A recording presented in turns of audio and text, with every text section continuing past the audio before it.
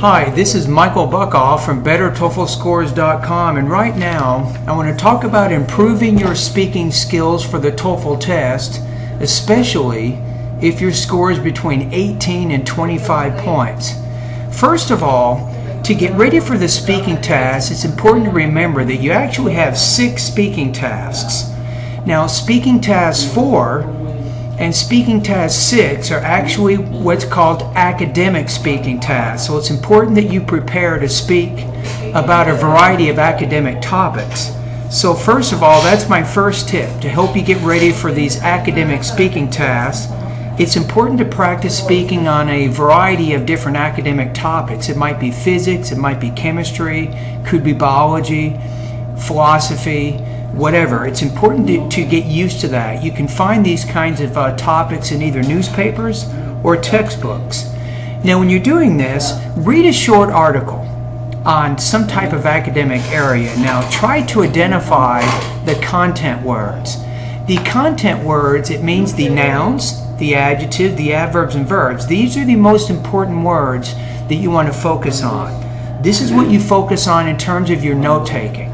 Now, write down 2 to 3 questions from these articles that you're reading, and then practice answering these questions aloud. So try to include some of these content words in your speech. You should practice speaking for about 60 seconds, trying to be as organized as you can, and also trying to have a clear pronunciation. Now, after you've practiced a little bit, it's time to record your voice. That way you can monitor your pronunciation a little bit. Now, this goes to my second tip. As you listen to your recorded speech, you need to concentrate on your pronunciation and your intonation. First of all, when you're speaking, make sure that you speak in thought groups. It's important that you don't speak word for word. If you speak word for word, you'll see something like this: I am going to the store. You're pausing after every word. That's not the way we speak in English. The important thing is to put certain things together. For example, I'm going to the store to buy some bread. So in that basic sentence, I actually paused once. I'm going to the store, I have a short pause, and then I put to buy some bread.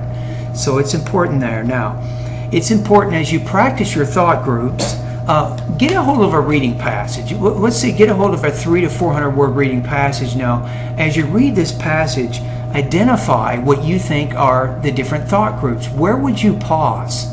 So it's important to read it, mark the pauses, and then practice reading it. Now, I'll give you a general tip. In terms of pronunciation of American English, generally native speakers, they pause after 4 to 5 stressed syllables. That means stressed syllables, we're talking about content words, so nouns, adjectives, adverbs, and verbs. These are your content words. You want to pause after 4 to 5 of these kinds of words. Now, to help you practice pronunciation, here's a really good piece of advice.